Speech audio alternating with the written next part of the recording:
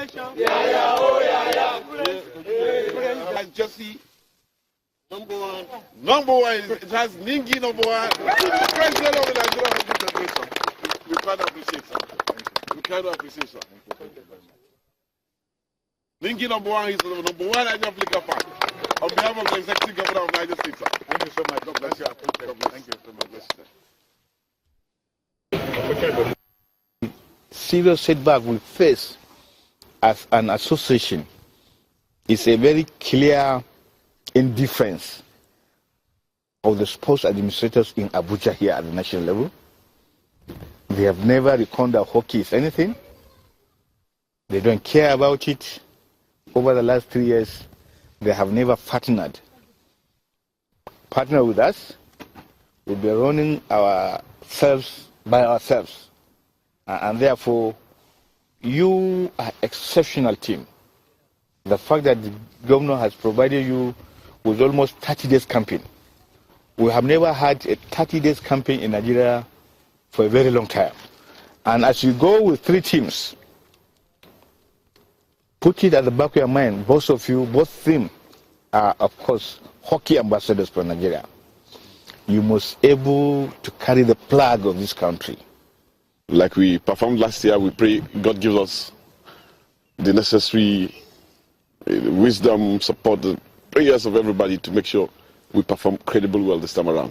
And we're aiming for the trophy. You could see the spirit of the players. Wule! Hey!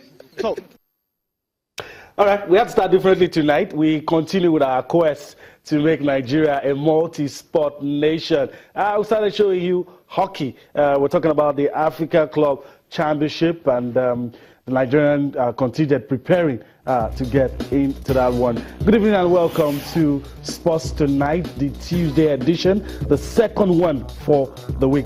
I'm Yemi Adebayo. I feel so much happy to be here to take you on the trip across the money spinning world of sport. There's a lot lined up for your viewing pleasure tonight. We have some special guests in our midst. We will be talking about African football and players trying to make that transition from playing in the domestic league and traveling abroad.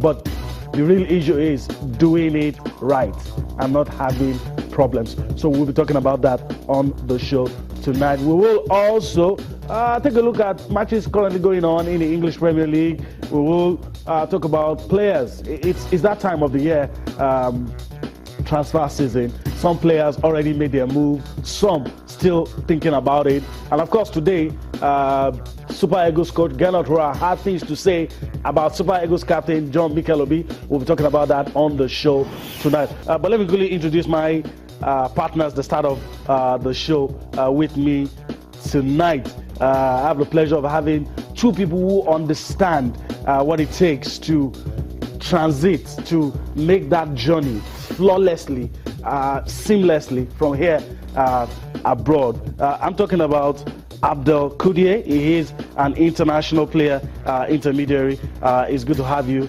with us on the show tonight. Thank you very much for having me. Yeah, and we also have Raji Rahman. He's a football agent and very experienced in these parts. Thank you very much. All right, guys, let's quickly, I know you've seen a lot, but let me start with you, Abdel. Sure. Usually what's the problem? An African player, promising, talented, wants to move from here overseas. Let's talk about a player who's unattached. What's the difference? Someone who's unattached and someone who has a club. I mean, the process, how not to get yourself in a logjam.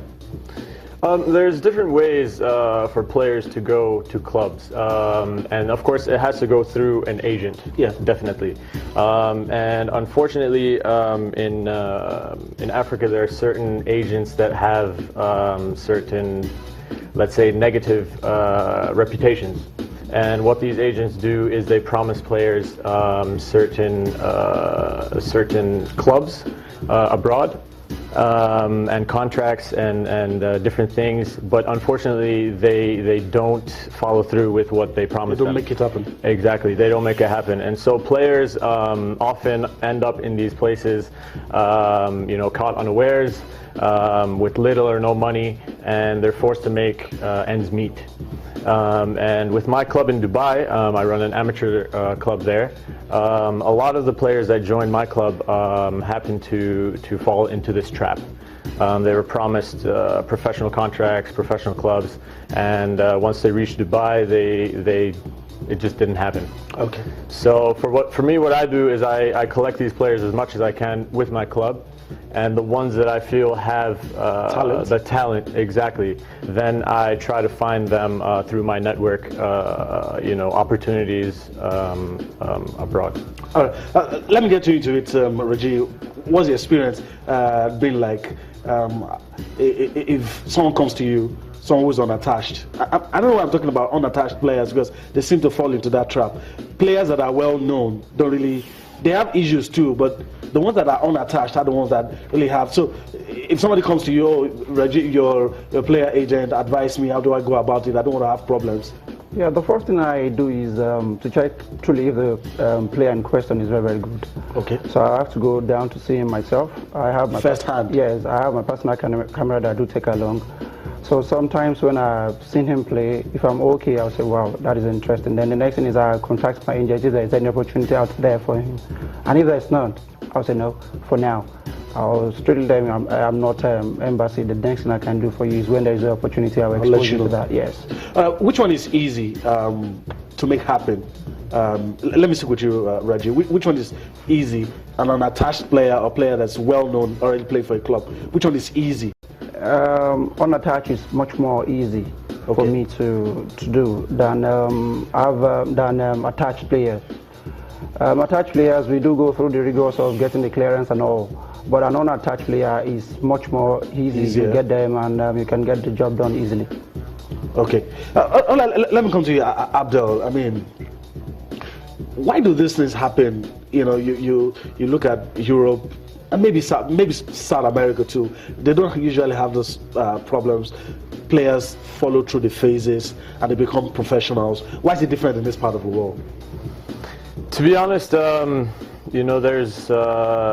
some political aspects at play, and I think that's the stumbling block that really doesn't allow players to make that jump, that transition easily. And once those things can be taken care of, then it'll be much easier and very streamlined for players to make it abroad.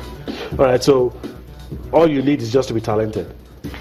You need talent, and you need the right set of eyes looking at you. Okay, so football has a bit of luck attached to it. So it depends, obviously, on positions that are played. What clubs are looking for abroad, and normally clubs in Europe, for example, when they come to Africa, they're looking for more attacking players just because of agility, speed, etc., athleticism, rather than more defensive players. So, it depends on several factors. All right, Raji, age. What much of a factor, age? Yeah, like when people do say, they say it's an African thing, but I don't want to belong to that school of thought that you have to cheat before you get there. So I've been the kind of player that go deep to the grassroots of Nigerian football and even their secondary school matches to see them really. And I've been able to pick many. And I said if it's 15, let him be 15. If it's 16, let him be 16. My goal is to see another person in the likes of Inacho, another person in the like of Wilfred Ndidi, another person in the like of... transition. Yes, making that transition.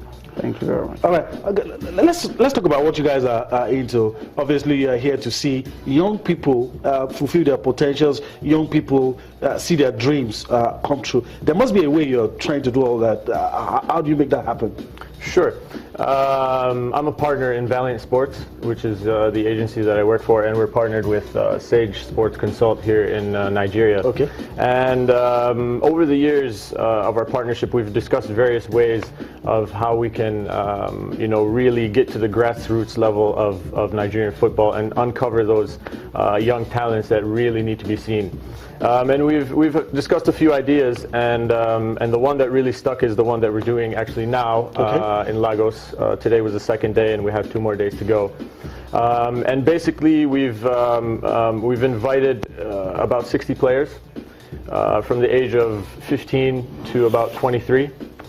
And what we're looking to do is, out of those 60 players, see the ones that have the most talent. Okay.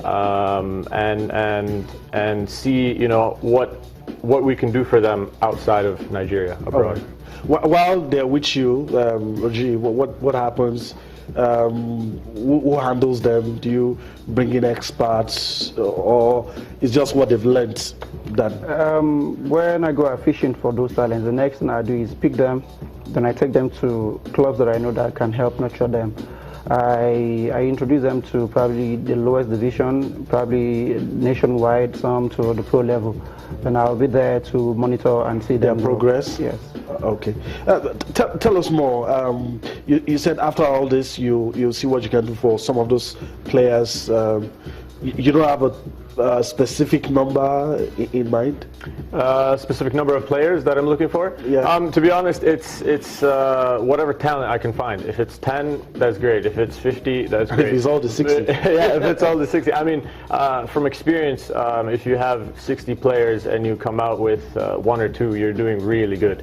Really good, because the criteria that I'm looking for and that agents are looking for is very rigorous.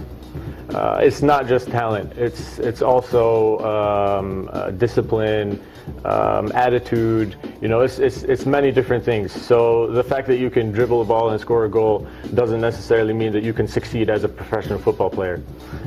So once I make that evaluation based on talent, based on attitude, and some other factors, and if the age is what I'm looking for, then I look into my contacts and see what I can do for the players in getting them a trial or an opportunity abroad. And after that, the journey with you ends. And after that, no, the journey just begins, actually. Okay. So part of the job of an agent, other than bringing players and hooking them up with clubs abroad, is to also take care of them. Be their manager? Wholeheartedly, exactly. From investment opportunities, how to take care of their money, what to do for the future, planning, etc. So it's not just signing a contract and that's it.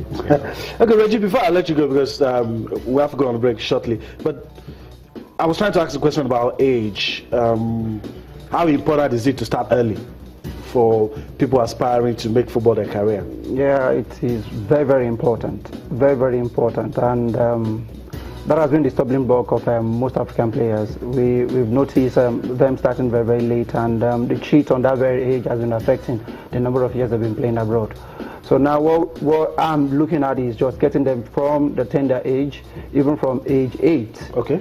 And I used to have an academy in Abeokuta, that is Dortmund Football Academy. Okay. I started when I was still an undergraduate there in University of Agriculture, Abeokuta. Okay. And I've nursed them from the age of, say, 8, 10, 12, see them to different levels. Okay. All right, guys, I want to thank you for your time. It's really been a pleasure.